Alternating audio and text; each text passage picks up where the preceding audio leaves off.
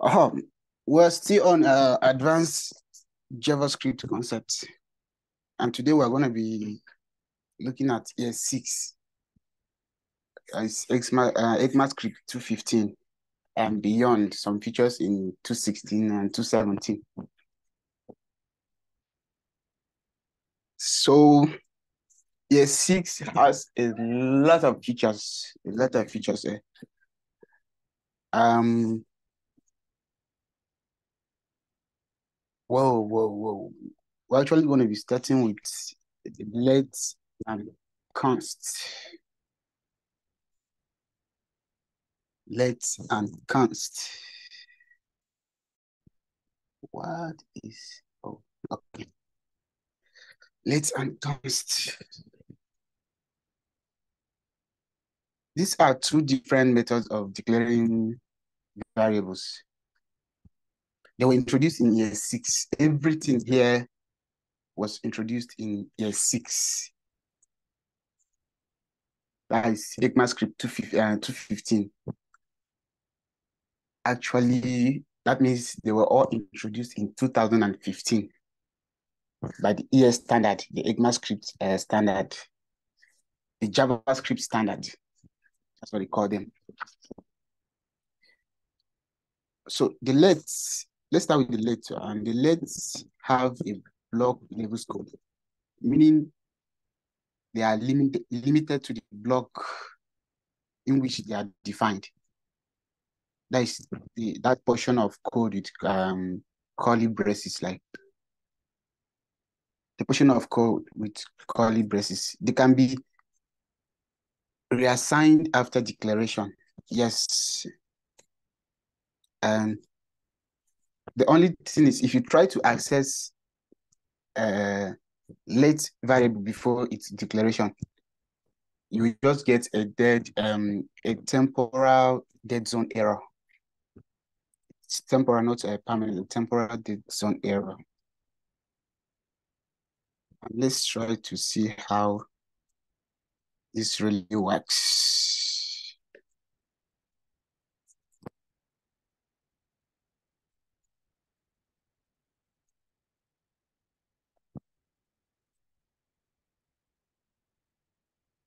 Let's see, we have a variable assigned to 10. And then we want inside this block, let's say 1. 1 will evaluate to true, or let's just say true. Oh, sorry, uppercase true. Let's m equal to 5. Then let's come down here and log m, and also log m here.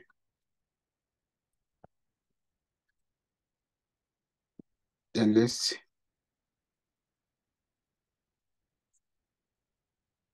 see what. Oh,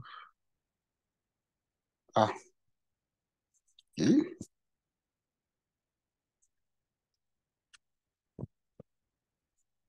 Oops, I'm getting an error.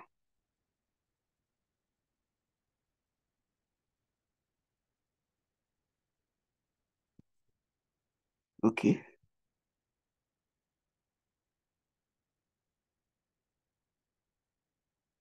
Loader, true error, cannot find module. Let cancel 6.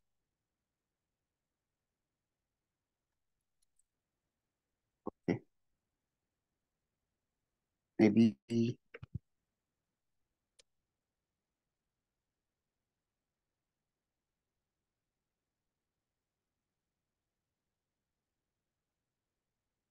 Okay.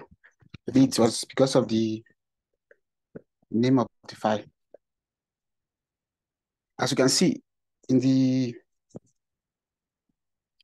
this scope here, we're having our value of m to be 5, and outside the scope, the value of m is 10. So this simply explains how the let way of declaring variables work. It's a block scope. M here is a block scope variable, and this m here is a global variable. Same thing with const, but just that const are also block scope but variables cannot be reassigned once they are assigned a value. However, this doesn't mean consts are immutable.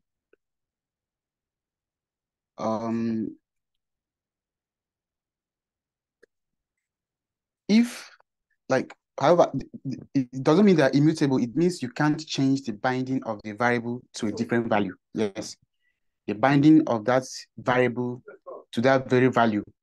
You cannot change it to a different value. You understand? So that makes const different from let. Const is used in declaring constant variables, while let is used in declaring variables that can later be changed. So in this case, if the variable holds a primitive value, a number, or let's say a string, that value cannot be changed. If the variable holds an object or array, the properties of that object or array can still be modified. The properties can still be modified. Note the array by itself can be changed, but the properties can be modified. So let's experiment with const a little. But then I think we'll get an error. No, we're not getting an error because the M inside this block scope is different from the M outside the block scope. Let's see what's happening if you use arrays, because array of numbers 1, 2, 3 is equal to 1, 2, 3. You can simply say array.push 7. And you log your array to the console. Yeah, Joshua, go ahead. Okay, sorry, I don't, not really a question, but I noticed that there's, maybe it's your text editor, whenever you are typing, like it's by default, it corrects itself. So I don't know if it's an extension or something. Okay, autocomplete. Yeah, like autocomplete, or it just like if something is not properly structured, it's just structure itself like properly. Okay, I'm using ES6 and I'm using printer. So once I save my code, it will format itself. So you just set that in the VS Code text editor and everything will work for you. Okay, sorry, ESLint and what? Printer. Okay, pretty. Okay, thanks. Yes, for formatting code. Yeah. So once we log code to the console, you see that the number 7 is added to our array, because we can add the properties of the object or array can still be modified, but not the array or the object itself while using const. Okay, so I think I should be doing something like this, because some of you may want to take a look at this code later.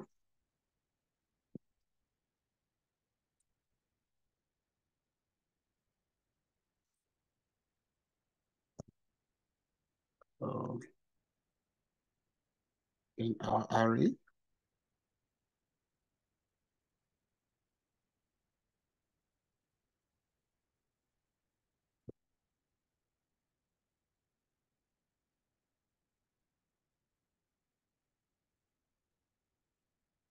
good. I can just change this to rename it to next one. And in general, it's a good practice to use const for values that should not be changed after declaration, and use let for values that need to be reassigned.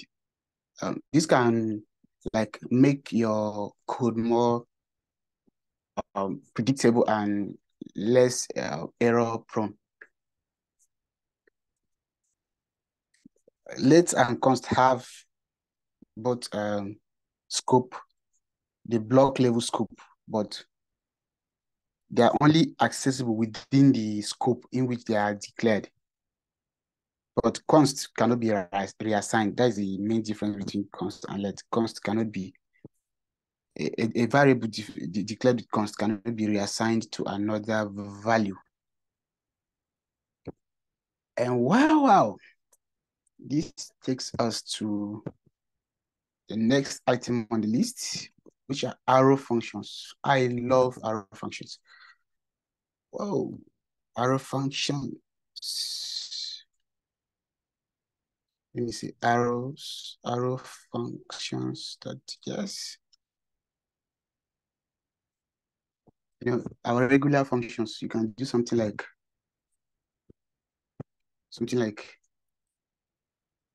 this is a function. We're not really teaching functions, but I just want to chip in and say something here. Let's say, let's give it a func of name, log name. Notice what is happening. Can you see there's not a semicolon at the end of the function? This is a function declaration. A function declaration. And okay, let's say if you call this function log,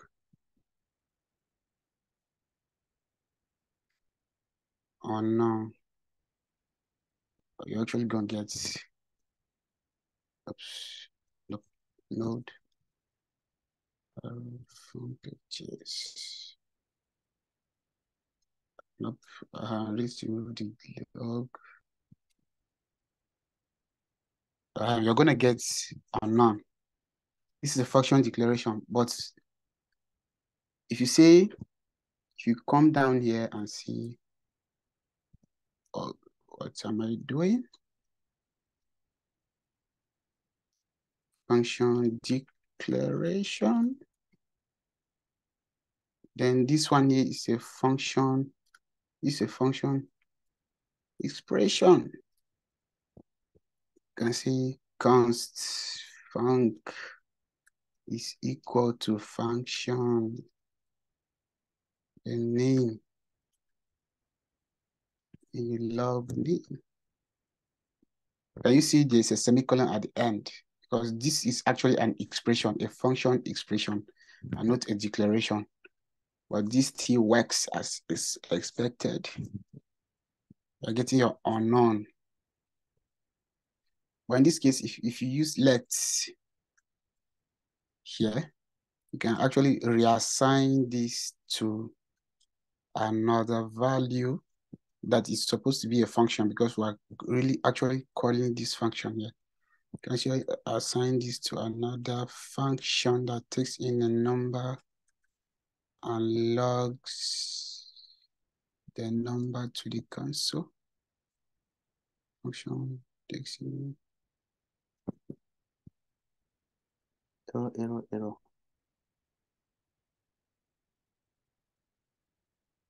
Expected yeah, exactly.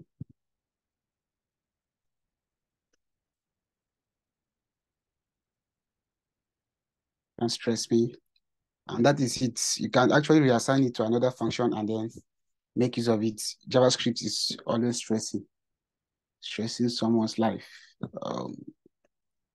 Notice the difference between a function declaration and a function expression. So you can actually come down here. This you can, using arrow functions, you can see const func is equal to name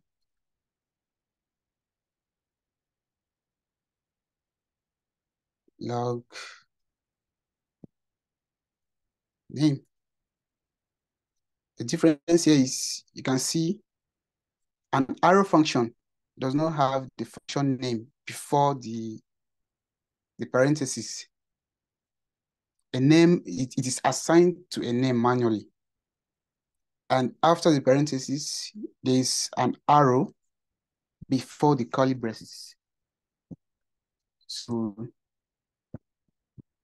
using arrow functions, you have to be careful with this. Converting these kind of functions to arrow functions, you just have to remove this and then drop in an arrow here, and it's automatically converted to an arrow function. So if you try to log name, we're not even you're supposed to log it. Actually, the work is done in the function. Let's see, undefined, and you get your value undefined. Or let's see, Japa, and the function will Japa for you. Okay, that's awesome. Using arrow functions, let's look at the concise syntax. The concise syntax of arrow function. They say we want to add numbers. Instead of using, if you want to add numbers in a regular function, you do something like a function add A, B, then return A plus B, something like this. But with arrow functions, we don't do this. We simply do something like const add is equal to A, B, A plus B. You simply log add 2, 3.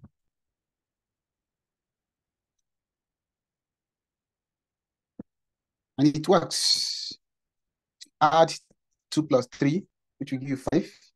Then return it and pass it to this console, and the console will print it. Actually, what is happening here, let's assume this is how functions normally work. Let me just talk about this. We have A, B, A plus B here.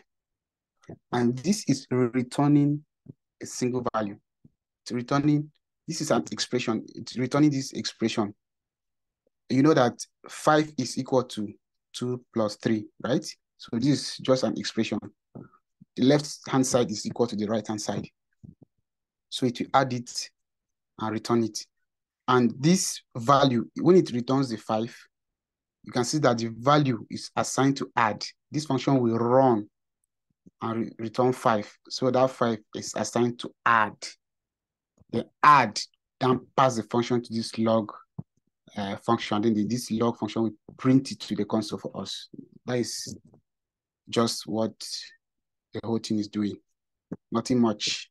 Sometimes it looks confusing, but that's just what it's doing. And that is the concise syntax. We have the implicit return. If you want to use the implicit return, you can simply do something like return A plus B, where you can do some kind of logic. If A is greater than B, you can say B is equal to A. You come here, you give this a 4. And you log it to the console and it prints it. But with the concise syntax, you cannot write any logic in it. You're directly returning the value. But with this, you can write some logic, anything you want inside. And that's sweet. Sweet. Notice the arrow function doesn't have this binding. It doesn't have this binding. That is the difference between the arrow function and regular functions. They don't have their own this context. Instead, they inherit this value from the enclosing lexical scope. This makes them particularly useful when working with event handlers and callbacks. Yes, it's preferable to use arrow functions in event handlers and callbacks. That is the work of the front-end developers, not you, the back-end developers, because you've got nothing to do with event handlers. Or do you? Maybe, maybe not. Something like that. Except you start working with Express and try to understand server-side rendering, and still don't have anything to do with that. a server-side rendering is typically a React thing. But it's very important to understand server-side rendering. I actually pity people who learn React without understanding server-side rendering because it is very, very, very, very important. Okay, let's try to understand the difference between the regular functions and the arrow functions of this context. So let's say name is KodeCamp. And this, see, let's have a method of greet.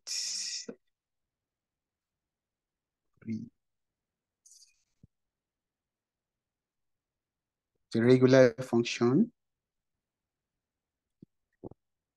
that simply logs hello,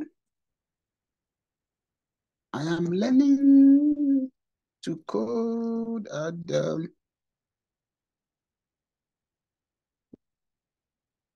this dot name, and let's see, have another greet, but this is greet 2, or let's say greet A, which is for arrow, greet arrow. Then we take an arrow function. Let me see. We do the same thing. Okay, now we try to access this and see what happens. Person dot greet. Person greet. Hey. Greet A. Okay. Let's test this. Hello, I'm learning to code at KodeCamp. Hello, I'm learning to code at undefined. Arrow functions don't have their own this. They inherit this from their enclosing lexical scope. Yes. The enclosing lexical scope. You understand what lexical scope is? So we're not going to go over that. We discussed that earlier. And a no argument object. Okay, let's try to understand this one. Ooh. See, function, regular function that logs arguments 0. And then we have an arrow function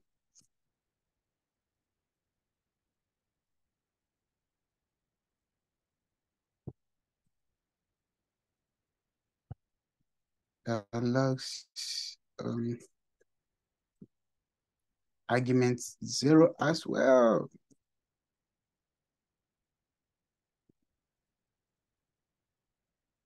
So arrow functions also do not have their own arguments. I like arguments object. If you need to access the arguments passed to an arrow function, you can do so through the enclosing lexical scope, but not directly in the arrow function. So let's try to see what we have here. We get a cabli, that's for sure. Regular function, we pass in 1. Arrow function, we pass in 1 as well. And then we try to run our file. Can you see that? This actually prints 1, which is our first argument to the console. And this arrow function prints an empty object. It doesn't recognize arguments, the argument object. So this object is actually empty. So arrow functions are a great choice for simple concise functions that doesn't require their own this context. However, for more complex functions or functions that need to manipulate this, traditional function expressions may be more appropriate. Like, yes, Our regular functions are more appropriate in manipulating this and working with objects. Do not use arrow functions in objects. Yes, yes, yes. That would be a bad decision. And we'll be moving to our next item on this, which are template literals. I love template literals. They make work easier instead of concatenating strings, doing plus, this plus, and you just go, you input your template literals and you just embed your code and you move on. Everything here was introduced in ES6. So I don't need to keep saying that. Just know that we are treating ES6 today. So everything we're talking about is ES6. So template literals they provide a way to create string that includes placeholders for variables or expressions. Yes. Yeah, enclosed in backticks. Backticks rather than single or double quotes. Template literals offers several advantages over traditional string concatenation, making string interpolation and multi-line strings easier to work with. Okay. It's a template.js. You will come down here. Okay. Normally, if you want to concatenate strings, you could do something like const value is equal to, let's say, KodeCamp. You see,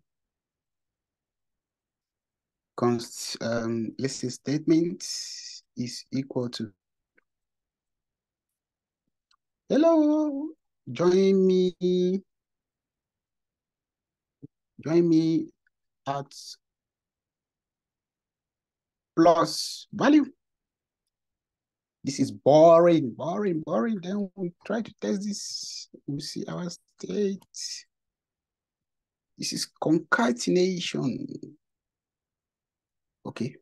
Node template.js. Hello, join me at KodeCamp and we'll see what happens if I remove this. There's no space. Join me at KodeCamp. At and KodeCamp becomes one name. This I give it a space. And it works again. But we don't need to do this with template literals. Actually, all we just need to do is actually make this backtick. You'll come down here. They will interpolate this with value. Then we run it. And it works. All you need to do is come here, like this. And the space added works. Hello, join me at KodeCamp. This is just for string interpolation. String interpolation. It's very important to know the names also. And we can also use it for multi-line strings. You can say const multi-line is equal to, like this, hit again. You come here and say, this is the first line. And the second line, then we save it. Then we'll run it. This is multi-line strings. This is sweet. When you start working with I don't know if you're going to work with HTML, JavaScript, but when you start working with native HTML without React, we need to interpolate things, you know. Things like this we help. And we'll log this to console. And run our file. This is the first line break. This is the second line. And that is sweet. Very sweet. Okay. And escaping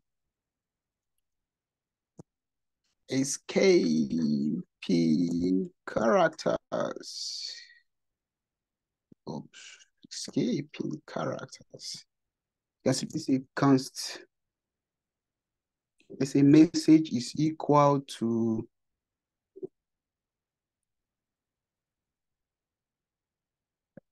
KodeCamp helped me. Helped. You want this help to be in quotes, something like that. And you want to escape it. Help me. And if you log this to the console, message. Yes. So you can see KodeCamp helps me. This is normally used to escape characters. You can escape any character. You can actually say, you can even say like this, and to be escaped. No errors. See, have it. You can add it, make it 2. You add another one, and you add another one. See what's happening? The first character escape this, it makes this one to be escaped. This third one makes the fourth one to be escaped, and that is sweet. Sweet. Okay. Escaping characters. And what else? Remember what else does this do? Expressing expression of evaluation. Oh, sorry. English expression evaluation. Yes, expression evaluation. This is also very, very important. Always remember that expression is simply a single value. You can say 1 plus 2, oh, sorry, 1 plus 2 plus 3 is equal to 6. Once you write this and pass it to the computer knows it is 6. It doesn't even need to do anything because addition to computer is done in no time. So it already knows it is 6. And then you can say something like, let's say, we're going to be saying const number 1 is equal to 29. Const number 2 is equal to 31. And then you simply say const result is equal to the sum of, suppose this sum of number 1 and number 2 is, then you can just simply say number 1 plus number 2 here. Then you log your results to the console.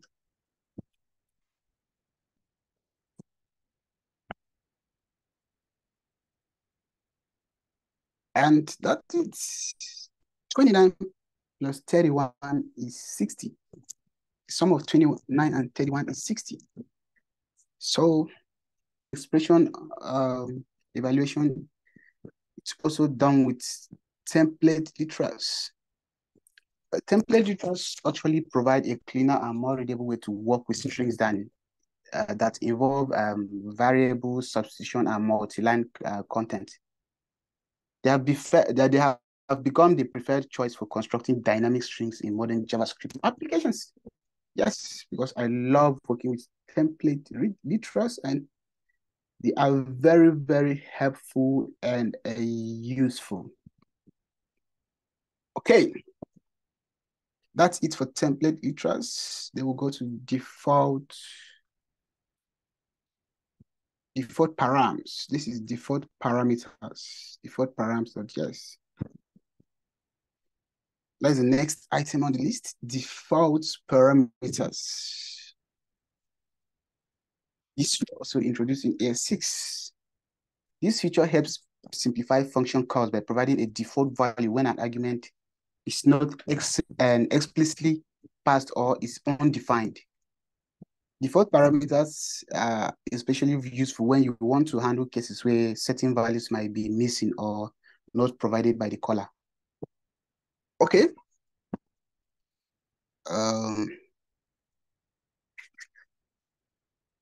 Default parameters here is very simple. And just go with a function of add, you see, A, B. Say B is equal to 0. Then you see return A plus B. Then you come here, you log add, then you pass in 2. Then you run your code node default params.js. Oops, getting an error. It's default params. Okay, return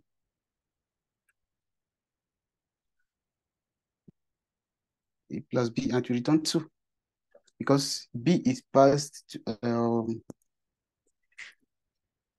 initially assigned to 0 because to avoid errors. This is not a number because 2 plus undefined is equal to not a number. B is actually undefined because it is not initialized to any value. So you can just come here and say, let's initialize it to 5. And then we'll run it. And we'll have 7. And then we can also pass our value. We'll run it and we'll have 12. And that's how default parameters work. You can actually say it's equal to 1. And this one is equal to 2. You can come here and pass nothing. And you run your function. And it still works. We have 3. You can come here and pass 2. You run your function and you have 4. You can come here, 2, 6. Run your function and you have 8. So default parameters are sweet.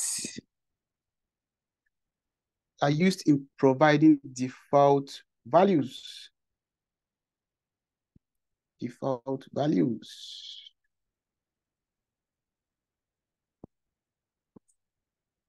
You can simply see it works. It works.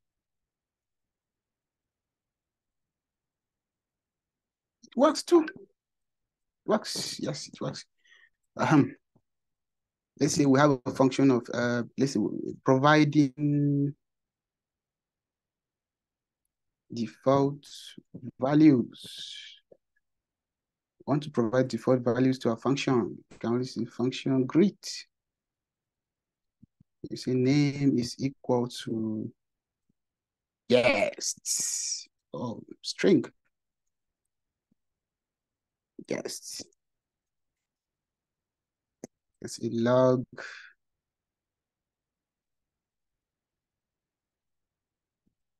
hello name. You call a function, then you greet by passing no arguments. Try to run it. I'm always making this mistake because of this, my favorite log function. Hello, guests. I can actually pass in a name. KodeCamp. See, hello, KodeCamp. So providing default values. And this is useful in React as well. In React, you may want to say, you may have a component. I know we are not React people.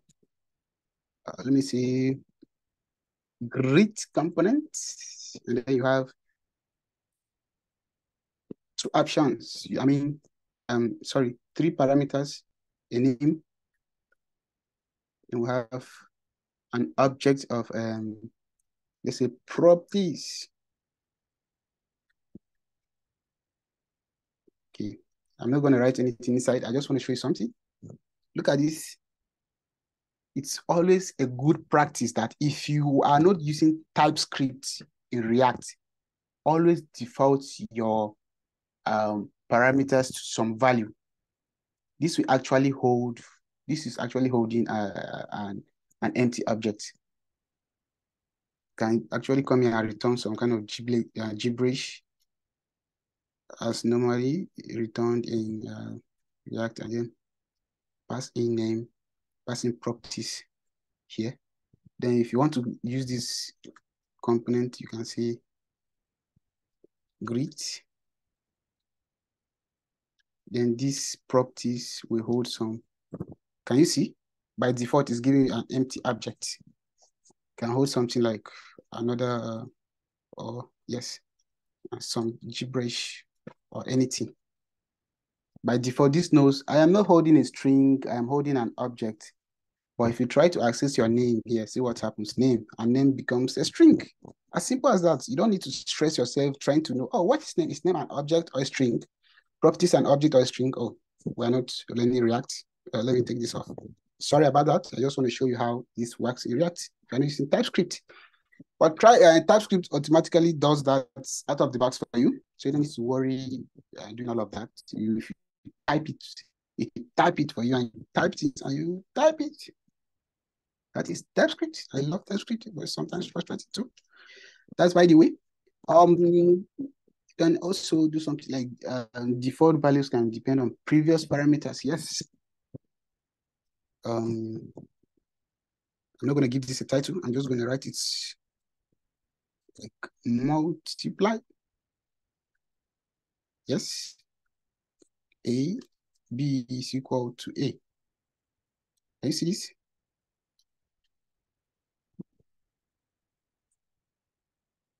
Is it sweet? Let's test this out. Does it work? A times B. Yes. Then you see log multiply 2. Let's log this to the console. We have 4. Yes. You can see 8. We have 16. But if you don't provide a value for B, then B, the value of A is automatically assigned to B. So B, if the value of A is 2, then B is equal to A. So B becomes 2. And that is how this one works. You can see how default parameters are very, very useful. Yes, I think that's all we have for default parameters. And one more thing here, you can actually pass in undefined and run it.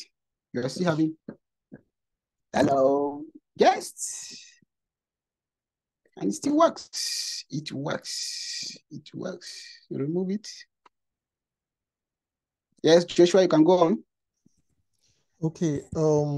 So for this undefined now, it means that it takes the positive value, right? The Yes. true key value. Yes. It evaluates name to true. It falls back to the default parameter. Okay. Yes. Can you see this? Name string. Name is a string, but you've provided the default parameter. So if you give it an undefined, it will fall back to the default parameter, and it works. Okay, thanks. So yeah, it also works. I think that's all for default parameters. And okay, have default parameters and rest parameters. I love this one. This is one of my favorites. Rest. So we have function that takes okay, sum, yes. Then we pass in an array of numbers. This is the rest notation. The 3 dots in front, then what you want to pass follows. So actually, this is a kind of iterable because this value can be iterated over. If you pass anything that cannot be iterated over, you get an error. But when you start working with that, you get to understand that better. So you can simply log numbers. Okay, and this sum 1, 2. And we log it. We're having an array of 1 and 2. So it doesn't matter how many things we pass. Oops. Double.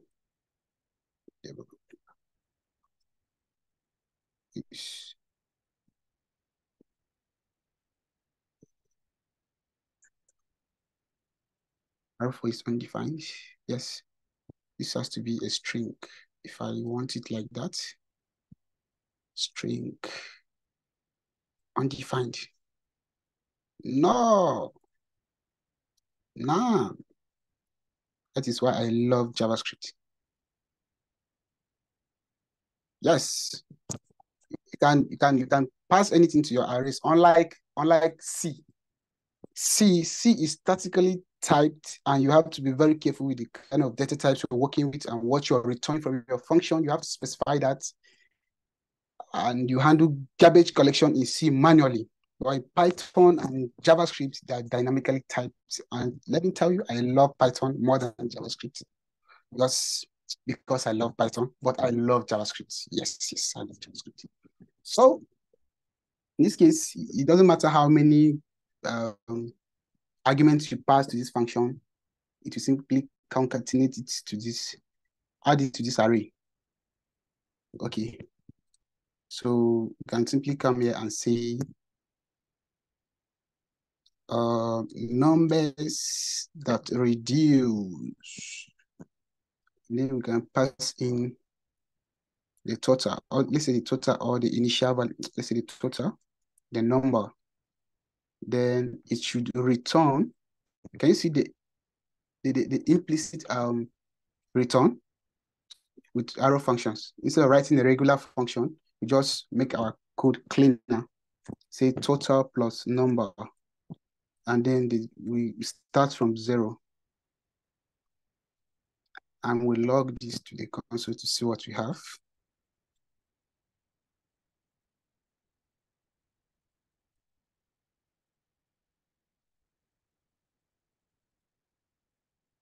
Oops. Okay, return. We're not returning this. And it's returning undefined. 3. 1 plus 2 is 3. 2, 3, 4, 5. You run it. 1 plus 3, 3 plus 3 is 6. 6 plus 4 is 10. And 10 plus 5 is 15. So can you see how this is? You can actually pass in any number of arguments and it will work. I can actually say something like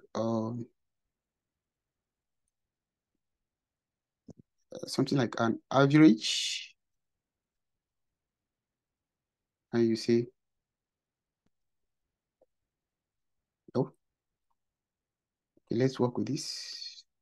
Actually sum it first.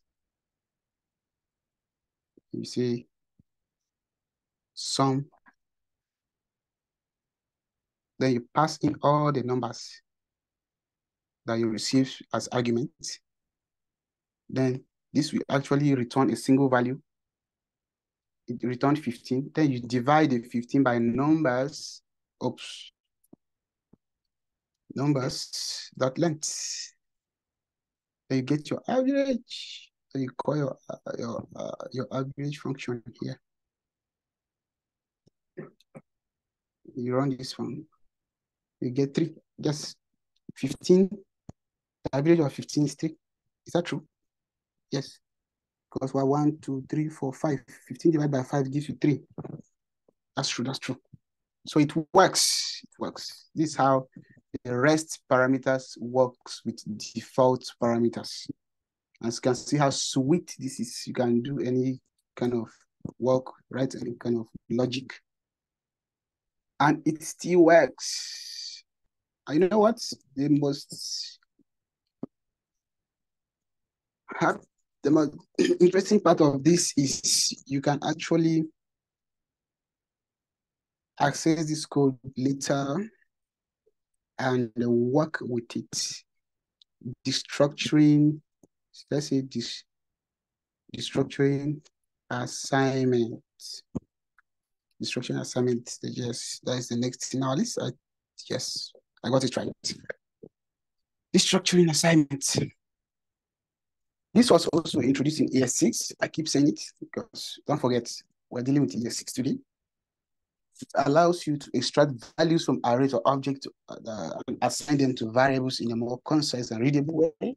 Yes, it provides a solution, an elegant, like a kind of more cool solution, an elegant solution to access nested data structures. Yes, and React lovers will testify. Even those working Express.js will also testify. It provides and can make your code more expressive. It makes your code more cleaner and efficient. Yeah, you can actually the rest parameters and the let's see how we can work with the structuring assignment. Let's say we have an array. Let's start with arrays. We have an array of numbers. Go to 1, 2, 3, 4, and 5. We want to get access to the first two numbers. We say number 1, number 2 in the array is equal to the array of numbers. Then you can come here and log number 1 and number 2 to the console. Is this? I hope we don't get a kabli node. This as stages. What is this as? So let's give it a random name. You actually get access to the remaining ones. No. Then you add them. No. You see what that contains. Oh, sweet. Sweet. Contains the remaining numbers in the array. We have this, and the remaining numbers in the array. Is that not sweet? It is sweet. And this here, let's give it a title to be precise. Destructuring array. And this is helpful so that when we start working with, we start building applications with Express.js, we don't have to be asking questions. Oh, why are you doing this? Why are you doing this? Everything is here. So you just, when you encounter something like this, remember, oh, this is destructuring, and then destructuring objects. This is also sweet. You can do something like, you have a KodeCamp student of name Joshua and age of 620 years. Or Joshua is a year older, 621.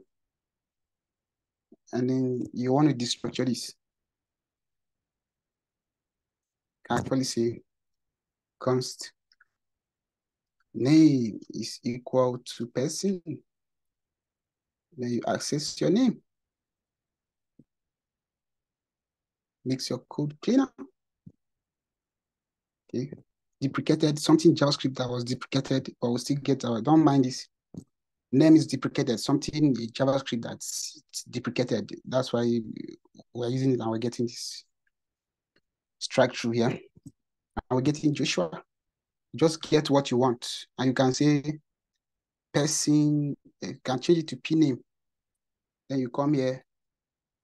Maybe you already have a variable in your file that is name. So you want to change the name to P name. And that is why this is sweet. And it still works. You can destructure the age and say P age. and it still works. PH. And this is sweet. 21. Oh my God, 21. How can you be 621 years? That's cool. That's cool. You are old. And you can actually, let's assume, okay, let's go back to this, our array, and do something. Okay, we have just a single element in the array. Or we're destructuring, let's say we're destructuring 2. You go to 4. Does this work? I hope I don't get a kablooey. A kablooey. It works. You know why? Let me remove this. Default parameters don't only work in functions, they work in objects, they work in arrays. So you are getting this. And default is to 6. And we have only one element in the array, but we want the second element to have a value. Its value is not coming from the array, but we're giving it default parameter. And we can see hobby,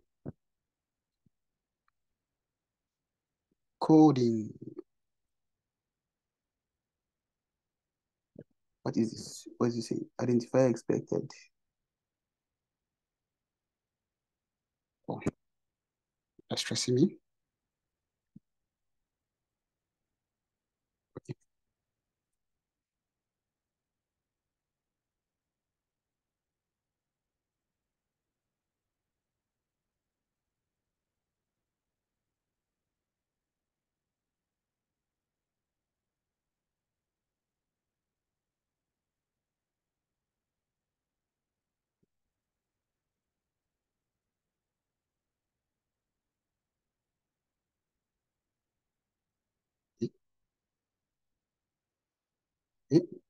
Default here to coding.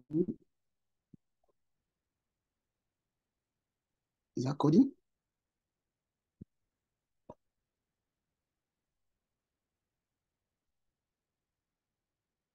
Oh, okay.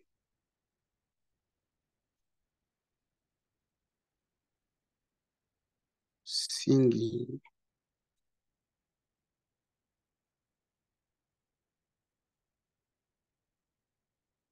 Oh, this doesn't work. It's still coming from the object. How does objects default parameters work? Have I forgotten? Oh, they don't. Okay. I'm not sure this works in objects because I'm not never tested it. But we can have hobby of another object, and then we have hobby 1, dancing. How can a 621-year-old person dance? But that's true. Coding.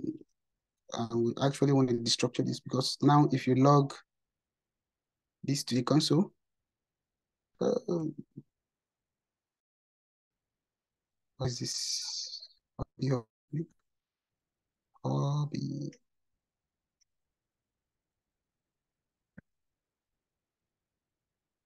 Okay. Hobby. And we're not assigning it differently to any value. They will see hobby. Yes. They will actually, what we want to do here, we want to say, oh, let's remove hobby 1 and hobby 2. Can you see this? This is actually nested destructuring. Showing objects and nested destructuring. And you can come here and log your hobby 1. Instead, you can just destructure hobby 1 and leave 2. You can destructure all. then you try to access it. You have Joshua is 621 years old. He loves dancing. No, Joshua don't want to dance. He want to code for the rest of the year. I don't want to dance anymore. Joshua, he loves coding now, not dancing any longer. Joshua is 621 and he loves coding. Okay. It's sweet. Sweet, sweet. Can we destructure function parameters? Yes. We can destructure function parameters. We can go on and say something like, you can see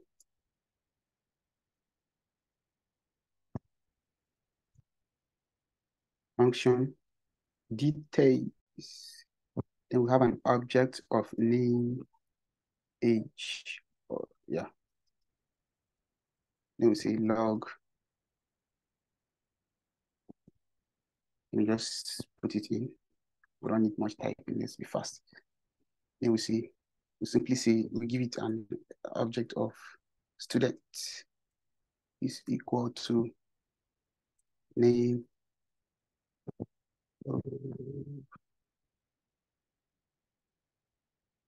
Said, is it like this? Something like that. I forgot it. Okay. Age 660. This is the age. This one is older than Joshua. Wow, these people are old. Then you see details, and then you simply pass in the student, and it works.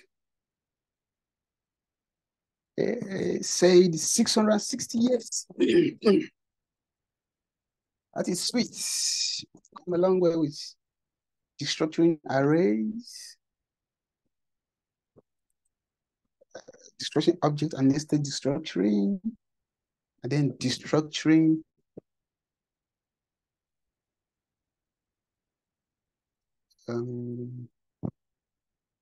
destructuring function params. It's not gonna be beautiful. Function params, yeah. I think that's all for destructuring assignments. What next on the list? Oh, another sweet one. We have the spread operator. Spread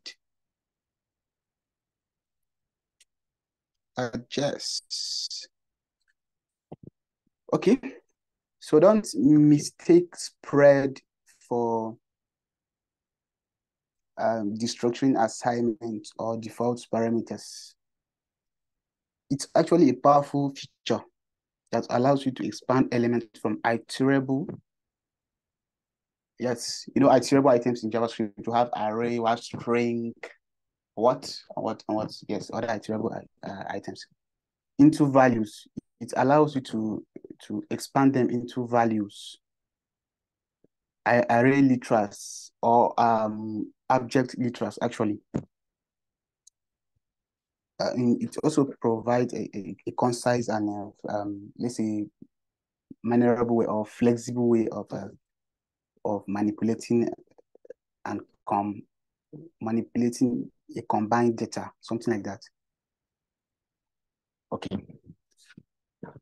This one is simple. We've been using it.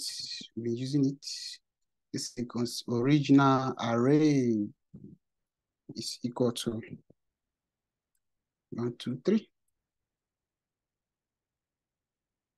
Then we can copy it. Copy the array is equal to 1, 2, 3. Hey, original array, not 1, 2, 3. Then we can even add some other values to it. We've copied the array and we've made no. Node spread.js. Oh, I'm not logging into the console.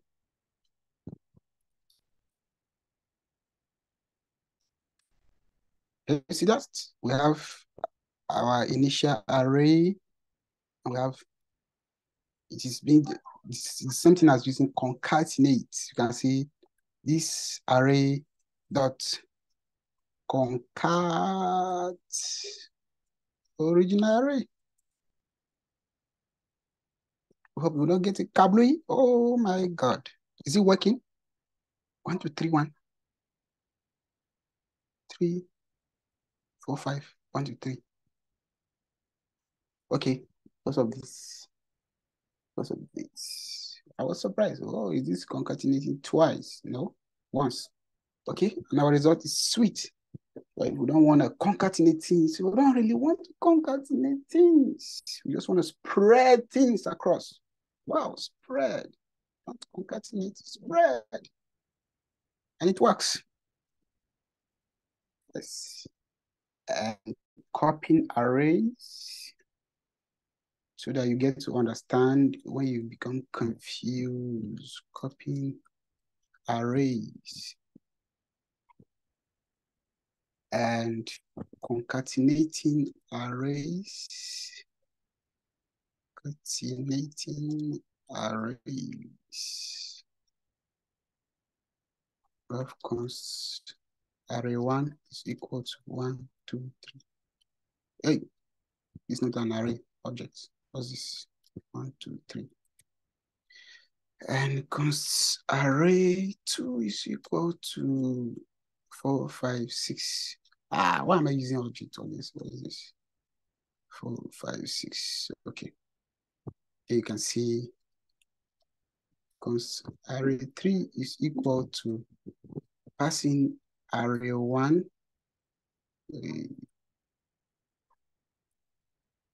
Array 2. And this is 2, supposed to be 3. Then we log array 3 to the console. Can you see? And our new array becomes 1, 2, 3, the first array, 4, 5, 6, the second array. And that is sweet, sweet, sweet. And you can actually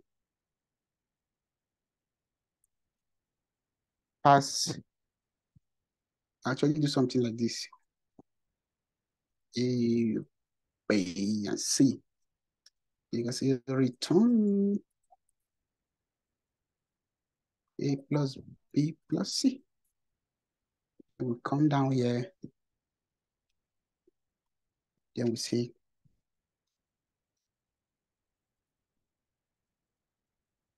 constant numbers is equal to 4, 6, 7. Then you see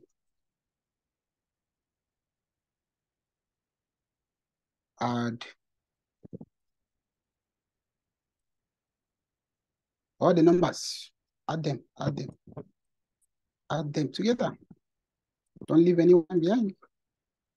You got 17, 4 plus 10, 4 plus 6, 10, 10 plus 7, 17. Is that not sweet? No, it is sweet, it is sweet. Oh, this we can we say creating new arrays with modified, yes. Actually say creating new arrays, modified elements.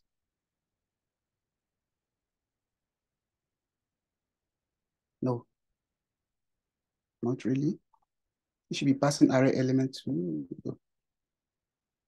This is not actually creating new array, it's passing an array element to a function. Okay, passing array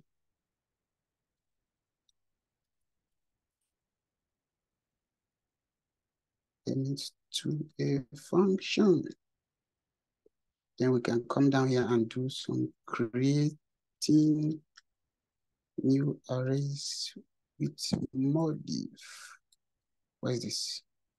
Modified values. Creating new arrays with modified values. Okay. Now this one is sweet also. can actually do something like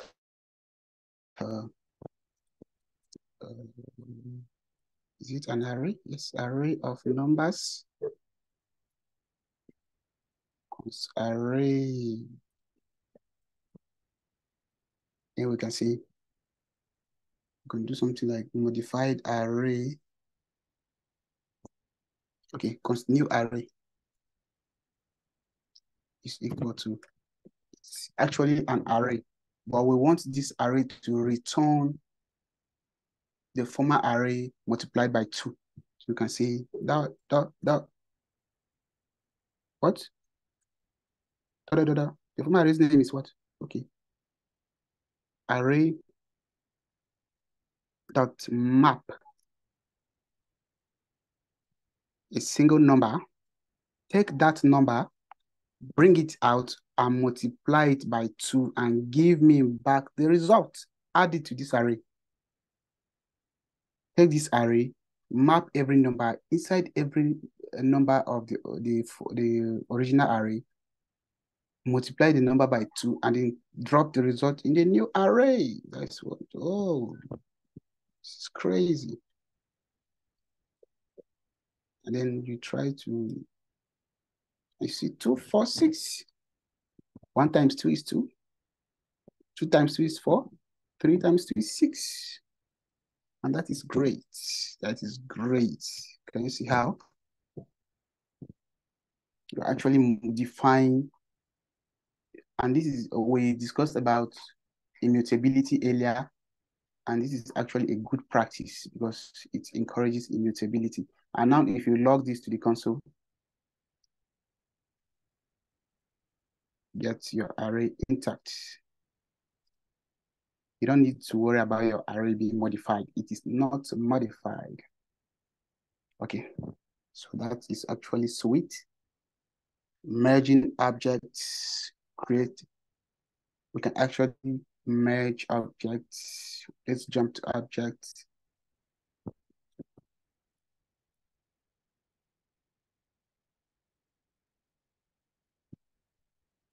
How many items do you have more on the list? The modules, the promises, classes. Okay, actually, we're not going to be talking about higher order functions because we discussed it the other day, but in brief. So we'll touch it a little bit, but simple. It's actually a function that takes in another function and performs some kind of operation or something like that.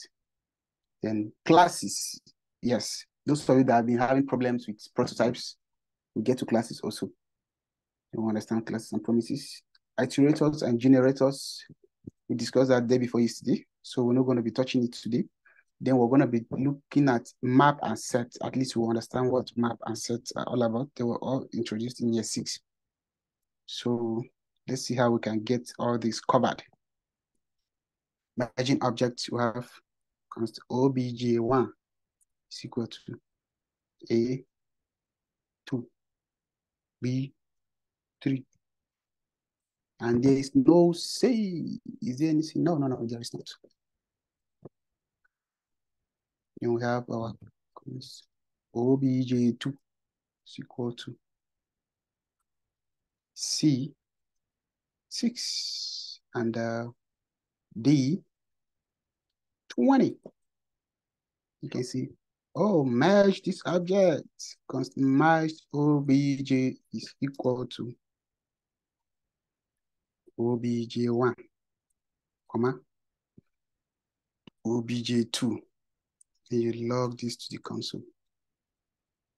Merge obj.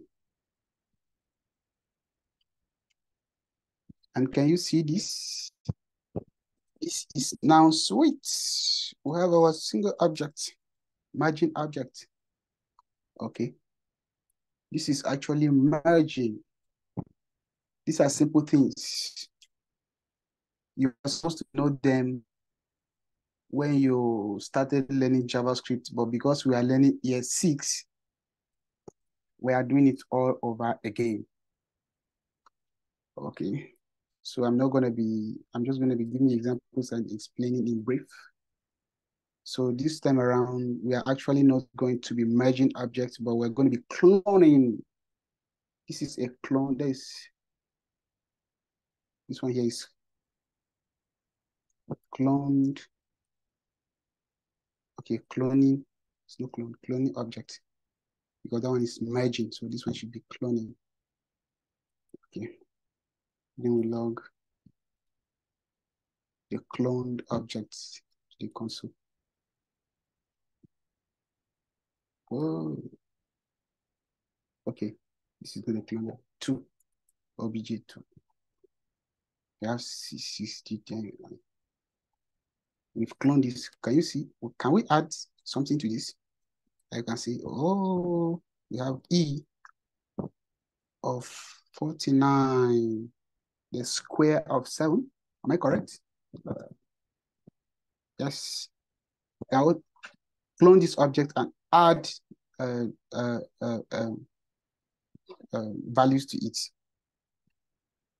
And it works. So I'm leaving this for you. You can go over it again, view each file, play around with it.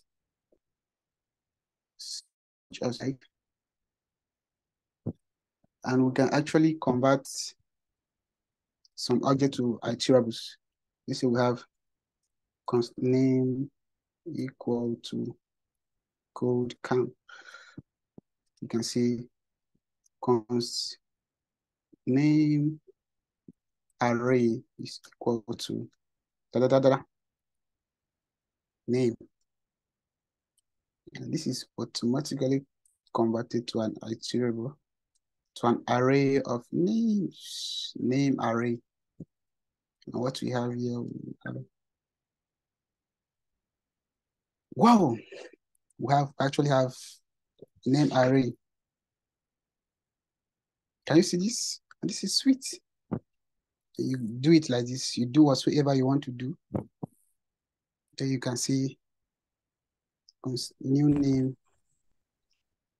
is equal to name array. Yeah, Joshua, go on. Joshua?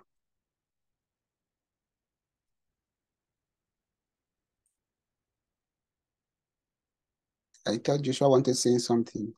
Oh, sorry. I was muted. I wanted to say that it also spreads strings, right? The spread operator works with array strings objects. Okay. Oh. Yes. Anything that's iterable. So, what am I even joining? Okay, let's join with nothing. Okay, we've converted. After this, you may see,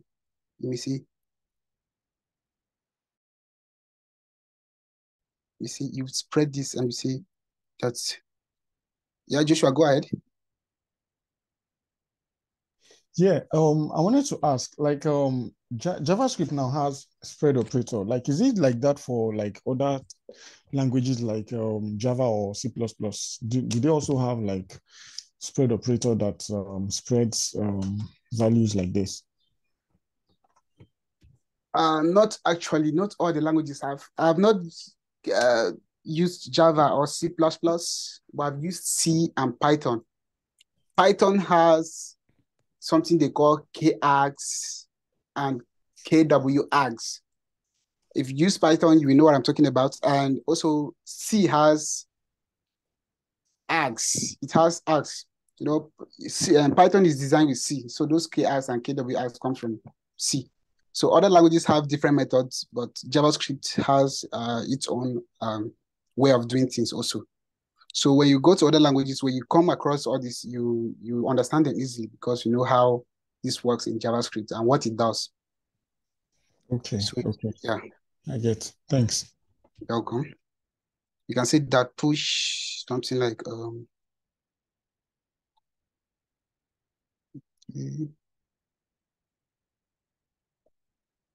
okay. That push S. Yes, Blessing, go ahead. Okay, please, I have a question that is a little divergent from what we are currently treating. Okay, go ahead. The question on the LMS as the task that we're supposed to do to carry out with constructor props. My question is, are we adding the function of deleting? That is a CRUD operation. I think we are asked to carry out a CRUD operation with the constructor. Yes. Is it going to carry out the function, or is just going to console log the function? It's to carry out the function. Okay. Yes. As you can see, I made it clear that it's to implement the functionality. So implementing the functionalities means delete with delete, add with add, and then search with search. The reason why I'm asking is that, okay, probably the constructor classes we took does not contain that detail. So I'm just trying to, and are we to use Express, or we are not adding Express to it? No. I'm trying to understand that. Don't use Express at all. That is just a JavaScript. We're just trying to understand JavaScript in depth, how it works, so that when you start using Express, you start building apps, oh, this is how JavaScript works, and this is how it is being implemented. So when you do that, you make your own research, you do that, you understand how everything works under the hood. So don't use anything, just use plain JavaScript. Don't even use Node. You're not using Node, you're using core JavaScript. Okay. Thank you. Yeah. Welcome. So I think, are we done with this? We have cloning object, merging objects, and so on. And yes, I think we're done with this. What's the next item on our list? We have modules. Is it modules or whatsoever? Okay. Let me close all these files before we start working with modules. Is it, I don't know how to pronounce this. Okay, but before we start working with modules or modules, or let me say something about modules a little. Modules are a way to organize and encapsulate code into reusable separate files. You know what encapsulation is in object-oriented programming? If you don't, I think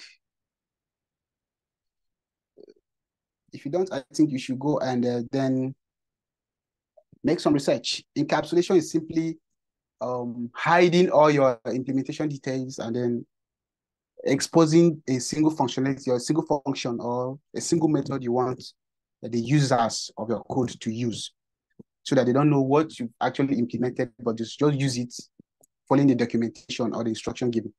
That's simply encapsulation. In brief, yes, that's it. And so it simply encapsulate code into reusable and separate files. They were also introduced in ES6. Okay, so before ES6, I'm not going to say modules before I get an error. I'm going to say mode.js. Before ES6, you had to do something like const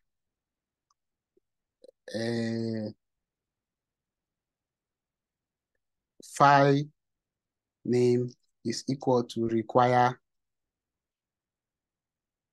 the file. This is a file, something like this.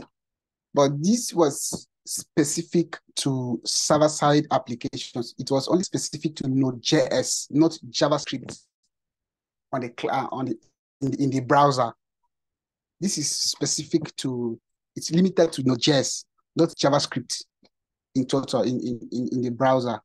So when working with JavaScript in the browser, you find it difficult to abstract your logic or abstract your functions and then make your code clean. But then they did us a favor by introducing modules. Modules allows you to break down your code base into smaller pieces, each focused on a specific functionality, and then import and use those pieces where needed. So actually you can do something like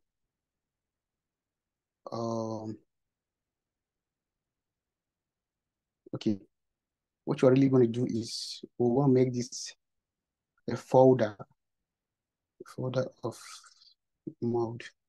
Then inside this folder, we're going to have index.js, and then we're going to have a test.js.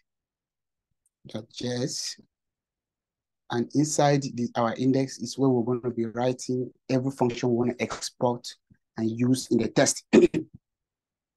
So what people do is they will do something like export const add, which is a function that takes A and B, and then add A and B and return the value. And let's say subtract, that takes A and B, subtract A from B and returns the value. You can do something like this, then you can come into test and say import from index. But if you do something like this in Node, due to module resolution in Node, Node does not fully support resolving modules, JavaScript modules like this, except you specify the file extension. It can be a JSON file, it can be a JS file, or a HTML file. So Node needs to know which file are you working? Is it a JS, is it JSON or HTML? So you say JS. Then what is in this index.js file? We have the add, we have the subtract. Then we come down here, then we say log add 2, 3. You can say subtract 3. Can we subtract 2 from 3? Yes, we can. Actually, we can. Be negative or positive, but we still can. So we cd into our mod folder, then we see node test.js. I am 90% sure we get an error. And I am, okay, let's see. Yes, get an error because Node does not understand modules. So what we do is you initialize an empty package of JSON. You say npm initialize, init stand for initialize, yes.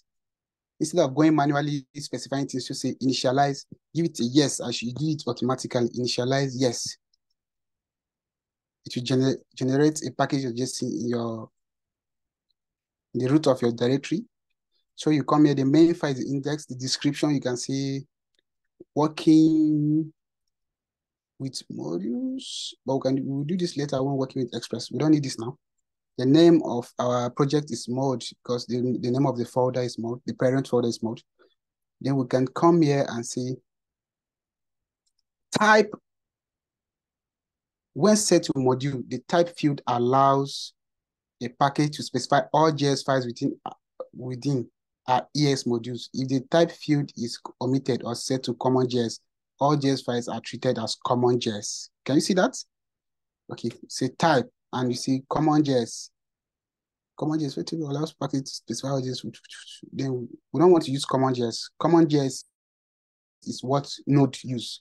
It's a native way of working with files in Node. So we don't want to use common JS. It's actually an organization that's brought about importing files using require this thing, that all of those. But I don't like common JS. I love working with modules. So we specify our file import type to modules. Now, if you use require, you get an error. Now, if you come here and run our file again, no. That's not what we want to do. I've not overwritten this thing. Okay, I'm not. So we can actually see node test.js. I have 5 minus 1, 2 minus 3 minus 1. Wow. That's great. That is sweet. Now, let's say we've specified our resolution to be module. We want to work with ES6 modules and not require, but we can say const add. Okay, let's leave that. Let it equal to require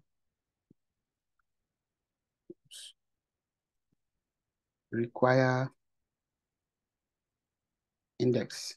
And if you want to do something like this, you can come here and say add subtract, but this doesn't know what you're talking about. It doesn't know what you're talking about. You have to come here and you say module.export. is equal to add and subtract. Initially, if you're actually using CommonJS, module.export is equal to this, then you can do something like this. Then we test our code again. Then we get an error because CommonJS script, rename it to use the CJS file extension because it contains type module. Then we have to come here and then remove this thing for it to work. Then you do like this. Then you still have your results. But I don't like this. This syntax looks ugly. And it's a kind of work, just add your exports. You export this instead of module export. What are you exporting? No. You can simply come down here and say, this is the best practice. Subtract. You write a whole tons of files and functions, and then you just come down here and you export them instead of exporting every single function. Or you can simply export default. Export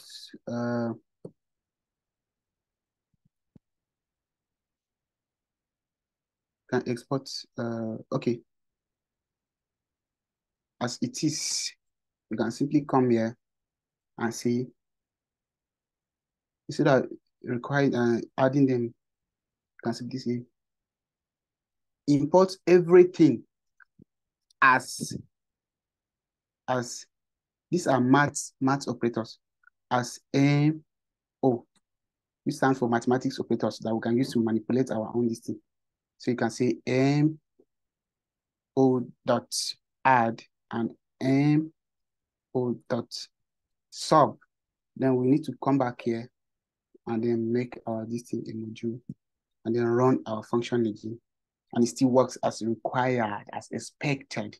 So this is simply how to work with. Try to read about CommonJS and module resolution in NodeJS. Yes, you can actually specify a utility. You can actually come here and say something like, okay, let's say we have a function here that say export default. Export default function. Okay, if you want to make this an arrow function, you can simply say const add is equal to a plus b. Then you come down here and see export default add. Okay. Oops. Zoom, get out of the way. Then when you come here, you don't need to say import something like this. No. You just say import add from index.js. They say log add 2 and 3. Then your answer, oof, you have 5. And that is sweet. But the advantage with this method here, advantage with importing things like this, add and sub, is just that let's assume you have another add function here that does something I don't know what it does. And then let's come here and then try to revert this to our former code, like this. And then you really don't want to, you don't want a collision, like you don't want this to collide with this one. So you can simply say add numbers. Then you come here and see add numbers. Let's give me an error. Add is declared, but its value is never used.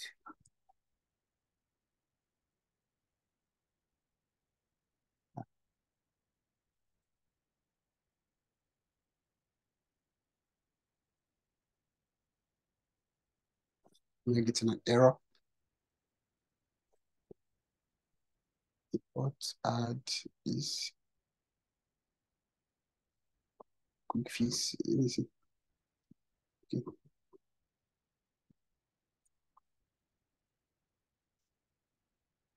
it will work. Why are you telling me that this does not provide an export name add? Okay. Add default to another value. Why am I getting an error? That's by the way. I'll try to figure that out later. But you can actually import it and then change the name in order to avoid collision. But JavaScript is frustrating. I don't know why it's giving an error. Okay. So we learned how to use modules and how to import module loading order. It's very important.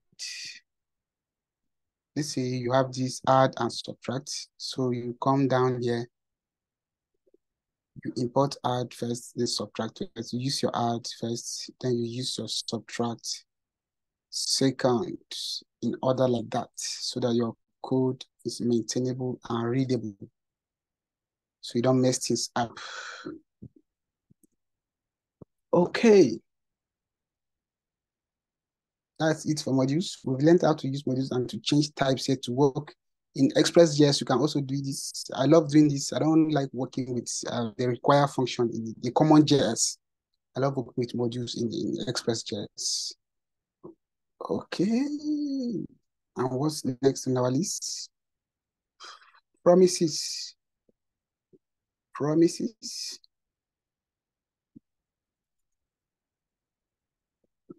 Promises.js. And what am I going to tell you about promises?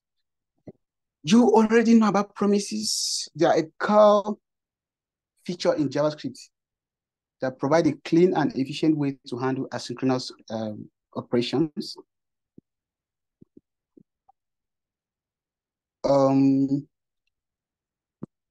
We've not treated callback here, yes, but they were actually introduced to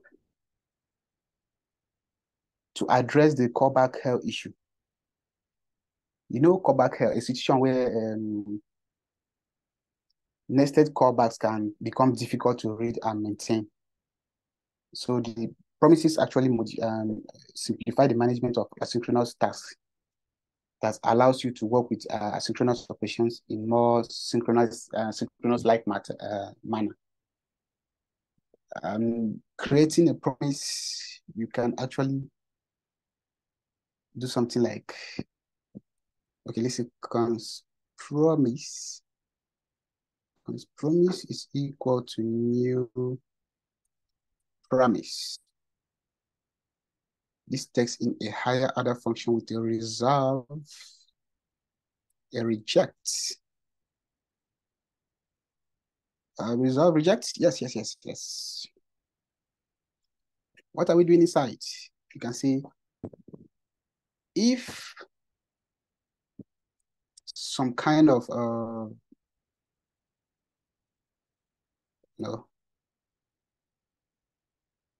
let's see, if some kind of code evaluates to true, eval to true, then we've got to do something. We'll resolve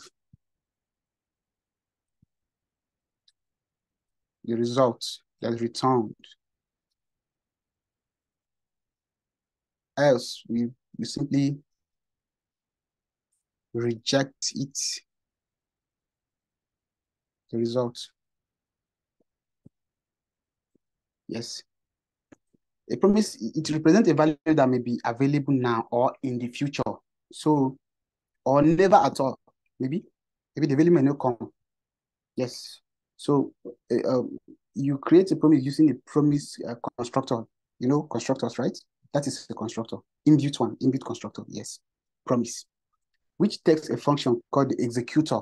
This second function is the executor with the parameters resolve and reject. It has two parameters, resolve and reject.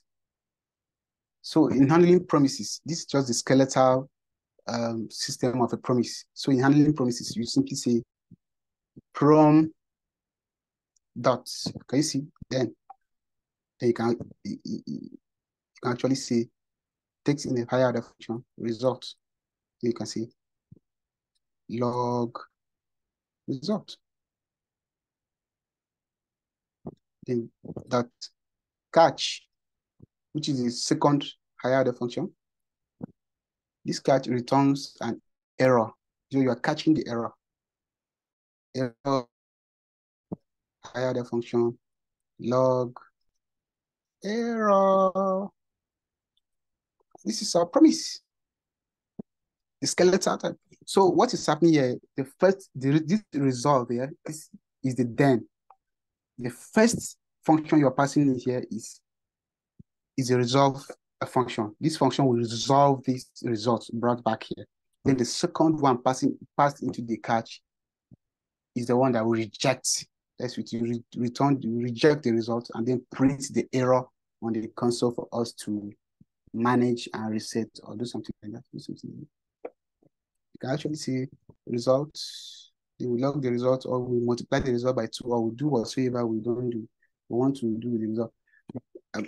Promises can be in one of 3 states, that is pending, fulfilled, or rejected. So a pending promise represents an ongoing asynchronous operation. So a fulfilled promise represents a successful operation with a resolved value. A rejected promise represents an operation that encountered an error. Yes, it encountered an error, and then you simply reject it. Then you do something with your error. Maybe you log it to an error service where you want to see what causes the error, or you just want to log it to the console and then debug or something like that. And this brings us to let's actually test out promises. Fetch function is actually an example of a promise. Then before that, let me show you a typical example of a promise that will make you understand actually what the promise is. Okay. Let's leave the skeletal system and let's move down. And let's create a function. It is a function read. Okay. Read file. Read file P. It's a promise that reads a file. It will take in a file name. Yes, what is it going to do with the file name?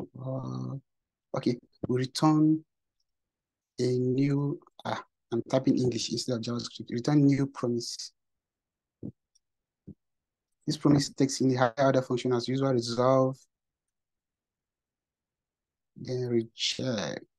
We don't want to reject things. We want to accept good things. Yes. So now it's either this function returns a resolved value or a rejected value that will reject. So now let's say want our file system.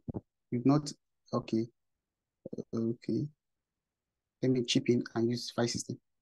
Those of you that don't know what the file system is. FS, we'll be treating that later. Okay. Or let's see. I don't want to create a package of JSON. Let's see const fs is equal to require fs. So in our promise now, we want to read a file, fs dot read file sync. No, it is an asynchronous operation, so we cannot read file synchronously. We want to read it asynchronously. Read file. So this takes in this file name that we gave this function as a parameter, file name.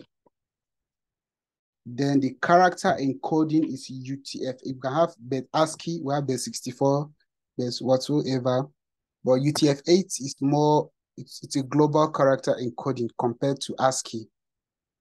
So we're actually going to be using UTF-8, which is the default value people normally use. But if you don't know what it means, you have to go research and then understand it. We're getting our error and our data. Error data. In Node, we've handled errors first. the first thing we handle are errors. Say, if error, what are we going to do? We reject the error. Yes, if there's any error, let's just reject it. Then after rejecting the error, we don't want to proceed with this function. We just want to return nothing, then terminate the program execution. We return nothing, then we terminate the program execution. Yes, that's a good programming practice. We've handled our error first. Then if there is no error, let us simply resolve our data. Resolve again, train, error. What is it saying? Okay, I expected this one. Curly brace. Curly brace. Okay. This will be in here. Oh. What's happening? This.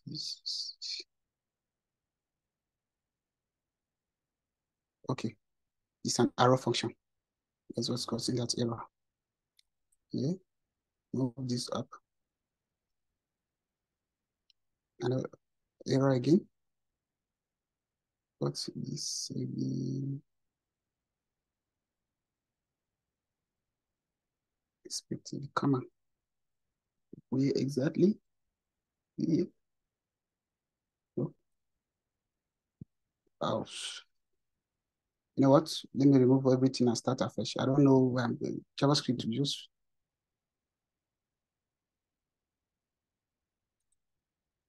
Okay. Then let's pass in our function. This readFile function returns two things, error and data. So what we want to do here is this. If there are any errors, we want to reject it. Reject error. Then we'll return nothing. If there are no errors, we resolve the data. There's nothing much here. This readFile function takes in a file name. Then it simply returns a promise. This promise is a higher order function, actually a constructor function that takes in another function. This function takes in the parameter of resolve and reject.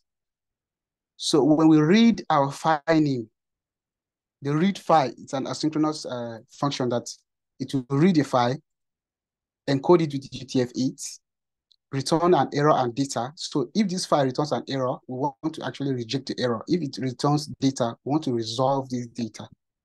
So now it's time to use our function. So what we're going to do here is we're going to say new file test.txt. And then we'll actually go copy. Where is this thing? Promises. We'll copy everything that is inside this thing. Come and see. Then bring it in here. Okay. Now it's time to use our function. I'm actually building this mini project for us to understand promises because we can't just treat promises like that, talk about promises and then go. Then we'll say read file P. We pass in the file name. The file name is test.txt. Then this is our resolve function. So this resolve function takes in a higher order function. The data, what should we call? Yes, data. Yes, then we see log file. Okay, something like template with trust. File content. Then we do something like this. Data. Then we see catch. Catch takes in the function that returns an error. Actually log our error to the console. Log error. Is that so? Okay. Then we cd back to our this thing. Then we test these promises. I hope we don't get a kablooey. Wow, this is sweet. This is not an error. This is our file content. Can you see? File content, and we have our content here. And our function is working. It's working asynchronously. You want to be sure it's working asynchronously? Are you not sure? Okay. Let's see if it's working asynchronously. We can come here and say log reading file, and then log done. Then you come here and see log still reading. Okay. Now let's run it again, see. Okay.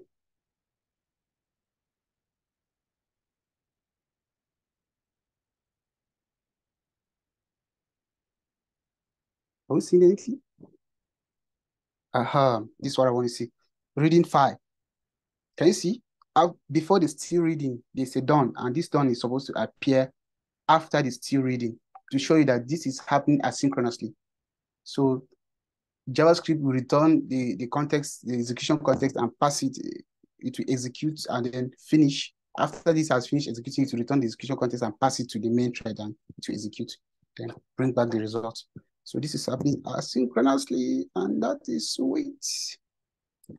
Okay, and I think with that, do we have to talk about any other thing involving promises? Async await. Oh, async await. We touched that. There were also async await. I think it was introduced in 217, ES217, yes, because async await we know introduced in ES6.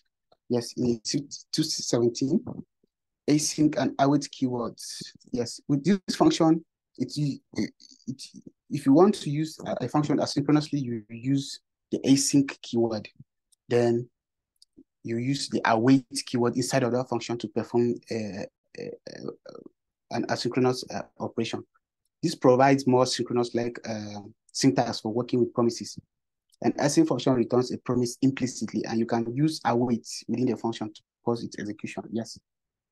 When using await, any await inside the function will actually pause. You can actually, we're not going to show any examples with this, but I want to give you a typical example of asynchronous some function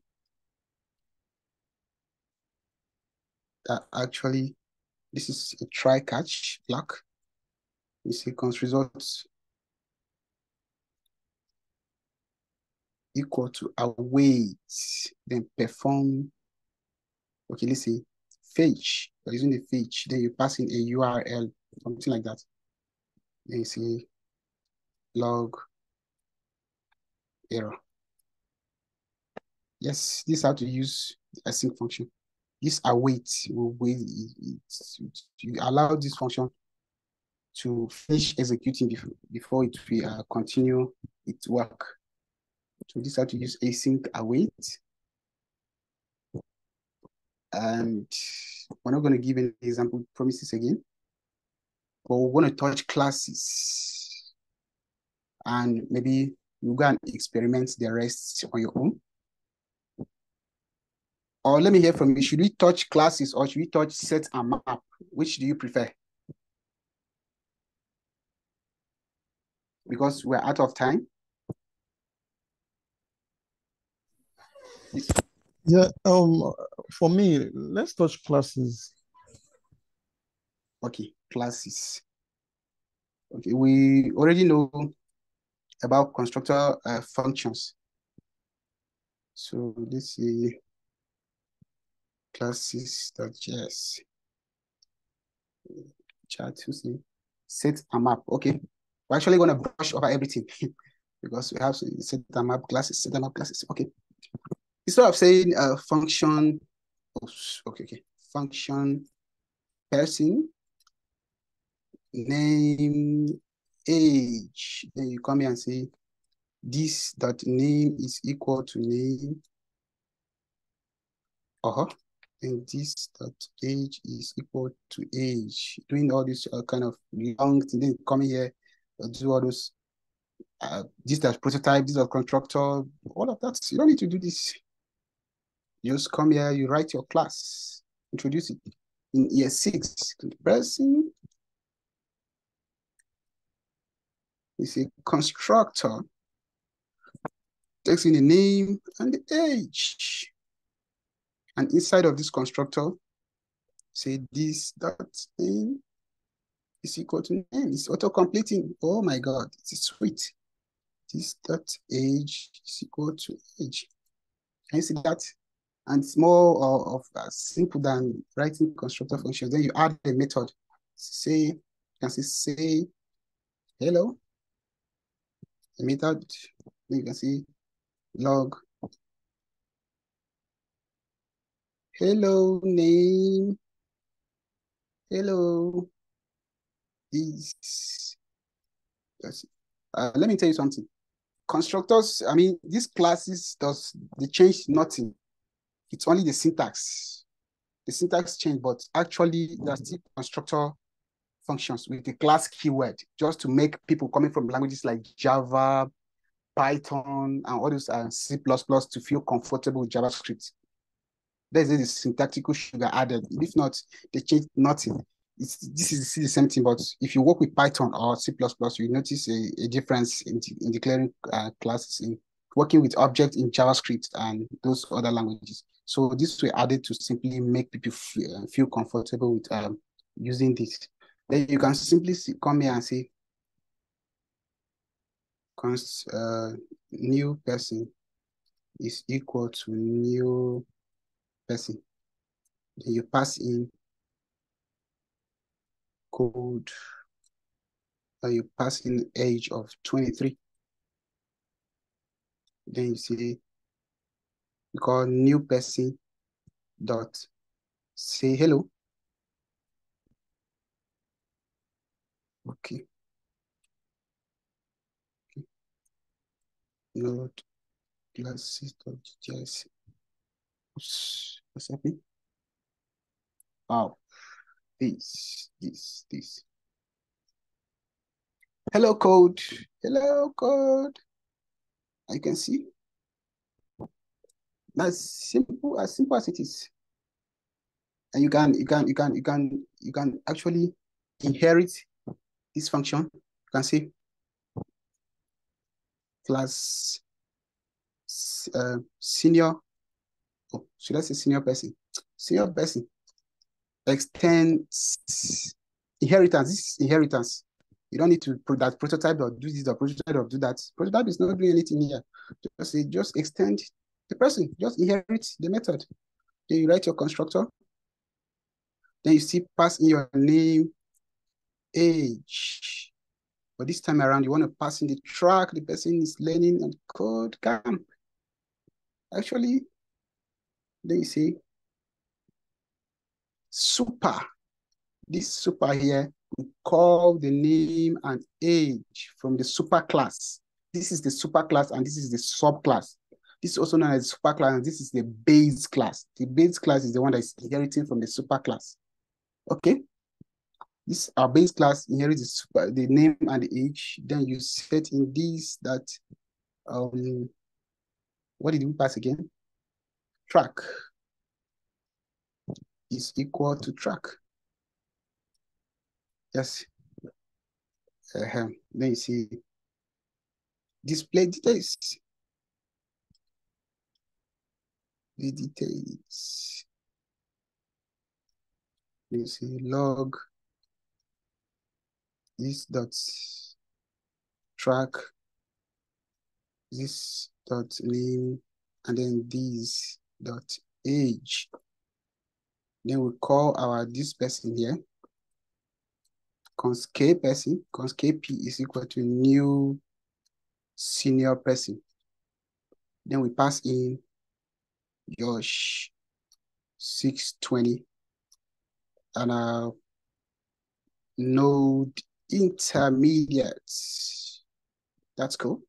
Then you see ap dot display details.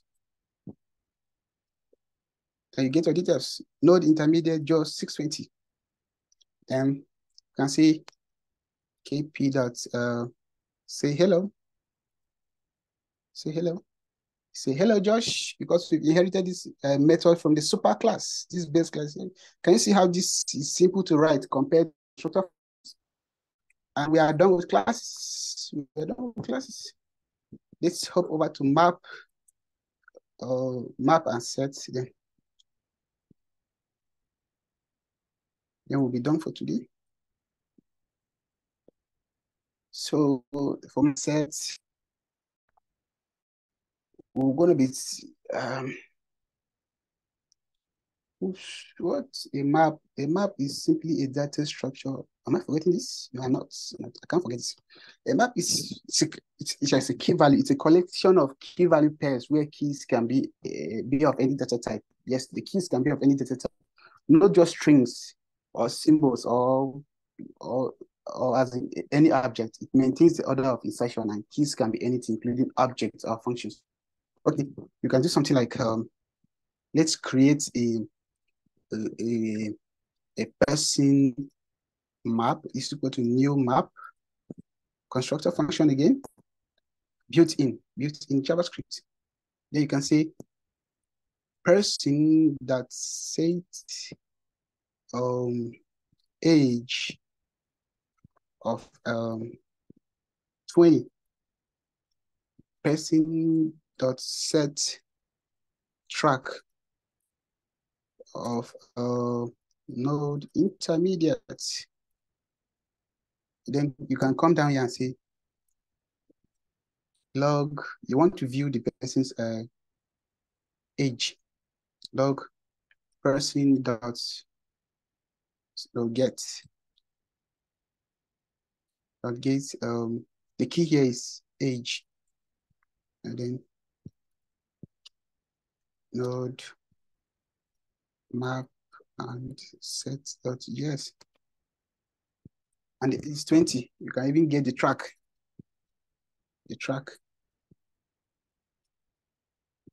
and that is sweet. You don't need the key, don't need to be any, can be an object, a number, anything. You can even say okay, let's just say 23. And you come here and you pass your 23. And you simply access your node intermediate, because the key, use keys to look up to their values. You can use any key, you can use any value. Then you can check dot has.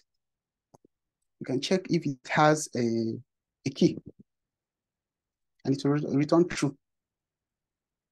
Okay, let me actually make this like this dot get, so that you can be able to ask, all the methods, and it returns true. You can actually delete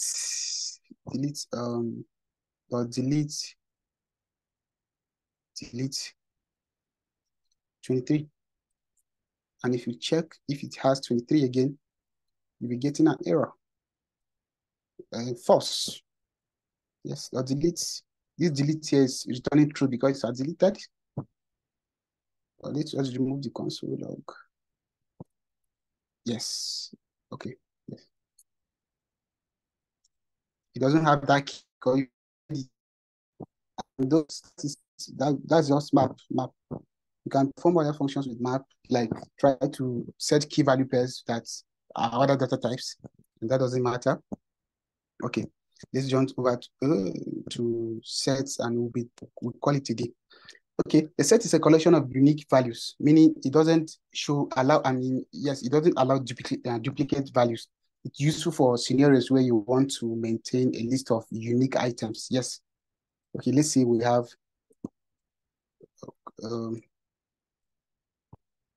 set. Let's say S is equal to new set. Can you see it is iterable? Okay, that's cool. So you can say set dot add 2. Then you call set dot add 3. Then you call set dot add 2 again. Now let's try to access our set.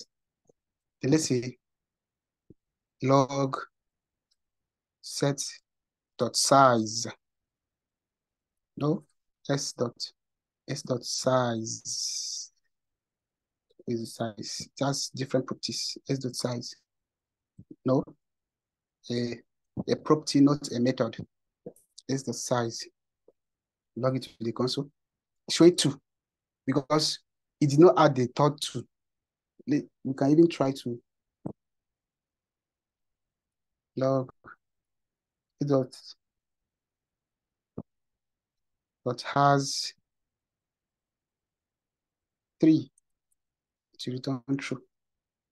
True. It has 4 because we did not add 4. It will return false. And we can actually delete delete this. Delete. Then we can actually try to access it again. And it's has 3. Has 3.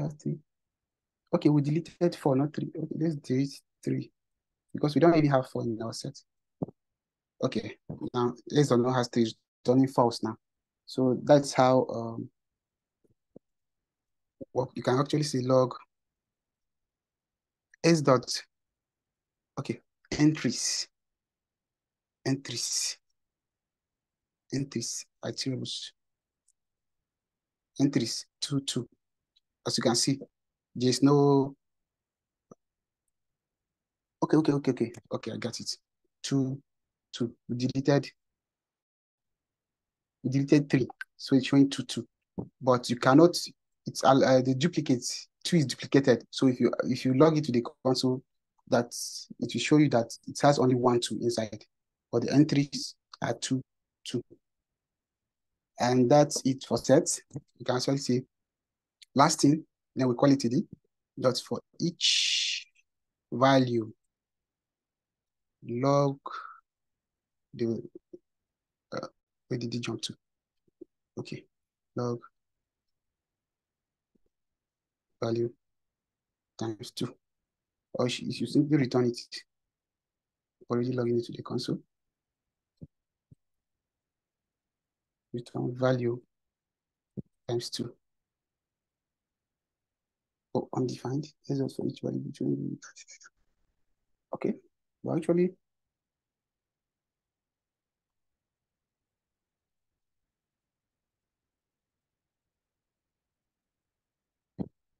Okay. Yes, we're having 4. Remove this one outside. We're having 4. Okay, let's remove this 3. We don't want to delete 3 again. We just want to 1, 4, and 6. Okay, we have iterated over all the values and we are having 4 and 6. And we call it a day. So this are sets. You can have sets does not allow duplicate values. And you can add anything to set if you want to. Set that has intersection, union, all those. If you are working with the set data structure, you can use this to make things simpler for you. So today we discussed about let const ES6 in general. We talked about everything on our list except higher functions, of which we discussed earlier, and then iterators and generators we discussed earlier. And so that's it for today. Thank you again, and I hope you enjoyed today's lectures. If there are any questions, you drop it on the channel, and we'll attend to it together. After this lecture, I'll push this code to GitHub, and you can play around with it. Do anything. Any questions? Okay, in absence of any questions, we call it a day actually. Thank you.